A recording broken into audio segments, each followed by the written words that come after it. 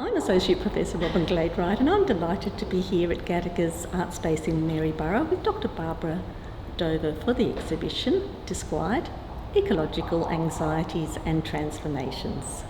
Our work, and my work indeed, is about the problem of environmental pollution and climate change and the impact it has on plants and animals with whom we share the planet.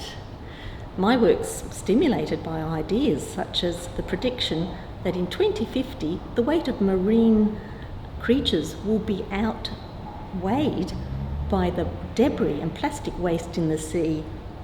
So that's an incredible thought. The prediction that by 2050 marine debris will outweigh plastic in the sea is really concerning. Now, to speak to that concern, I've made work such as the piece behind me called Choke. And in these choke pieces, I'm suggesting that we are literally choking on plastic, as indeed are many marine creatures. There's some very strange things that are happening in the sea as well. One of the pieces is made from a sedimentary piece of plastic where multiple pieces of plastic are joined together and compressed. So unlike sandstone, which is a sedimentary rock, we're now having plastic as something that is littering the ocean. So most of the work that is in this exhibition is from a marine cleanup organisation called Tangaroa Blue, and this wonderful organisation works with volunteers to collect plastic on Queensland beaches and indeed internationally. Now, plastic isn't always found where it's made. Even though plastic's associated with industry and cities, plastic ends up in places where it's not used or discarded. Rivers send about 70% of ocean plastic to the sea. And in some of the work, such as the Disquiet here, I've used pearls from the pearling industry that have washed up on far north Queensland beaches. Plastic in the sea breaks up into smaller pieces and is consumed by plankton and other marine creatures, arriving in food that's sold for human consumption. So in one of the pieces here, which I've labelled as Lambton Soup, is very much like Andy Warhol's famous Campbell's soup cans of 1962. However, in these cans I've listed the amount of plastic or microplastics in each can. It's really concerning that food is being imbued with all this plastic, and we know that it can cross the gastronomical tract, the blood-brain barrier, the placenta, and cause cell death and harm. I guess we're in a plastic age, and in plastic time, I'm talking about the inundation of plastic that's occurring.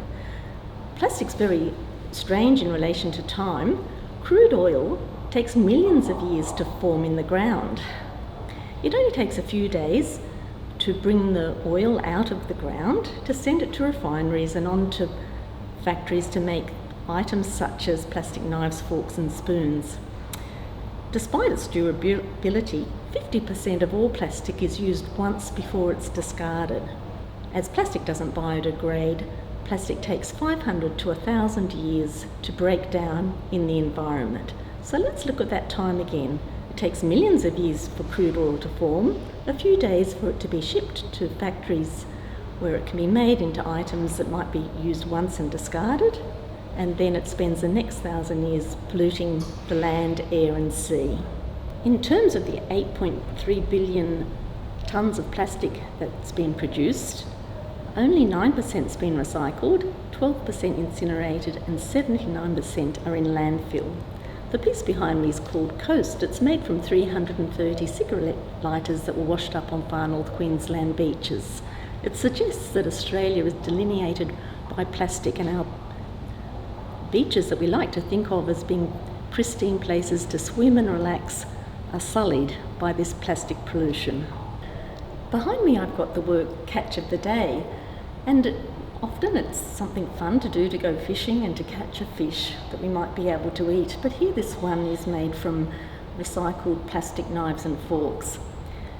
It's kind of an emotional idea that we might be poisoning ourselves as a result of what we've done to the planet, and we know that art is a fabulous form of climate communication, because climate researchers have discovered that when art delivers its message, it's in a novel form that can be emotive and imaginative and compelling. It can make us think about these ideas in a different way, and that might help us to change the way we live and to form a sustainable relationship with the planet. This is one of my works in the exhibition with Robyn Glade-Wright called Disquiet, Ecological Anxieties and Transformations. This exhibition contains work which is mostly constructed of marine debris, that is found debris from that has been washed up on the beaches from the sea. This one is quite a quiet work, but it is quite significant for me because it's about the unseen plastic in the oceans and the plastic that fish, marine mammals and humans eventually consume.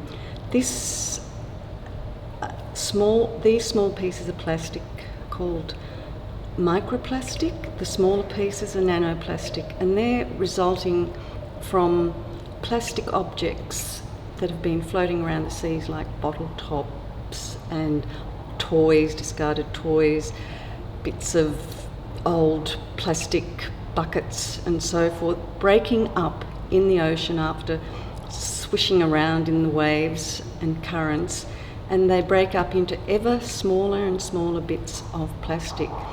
These plastic bits are called in the industry or by people, scientists and researchers, called plastic underwater smog. And the small bits of plastic gather together and float around in clouds of plastic just underneath the water's surface. And these clouds of plastic look like food for marine mammals and fish. And they mistake it for food and naturally eat it. And the person from Tangararo Blue Foundation, whose volunteers collected this plastic after it had been washed up on the beach, said to us that you don't find many red pieces of plastic amongst this plastic waste because fish are very attracted to red, and therefore they eat the red pieces of plastic. The work also relates to the human consumption of plastic, thus the glasses, they have a human reference, and this relates to the fact, or the researchers have told us, the fact that humans eat a credit card worth of plastic a week. Quite a worrying thought, and that plastic comes to humans in all forms, through perhaps the fish we eat, through perhaps drinking water out of a plastic water bottle and little bits of plastic from the top falls into the water, and it's so tiny we don't see it, but it goes into our system.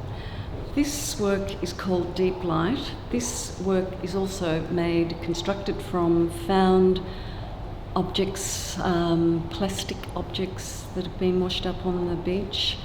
These are called squid jigs, squid lures, squid hooks. They are the hooks that are dropped down deep into the water from boats on strings to catch squid.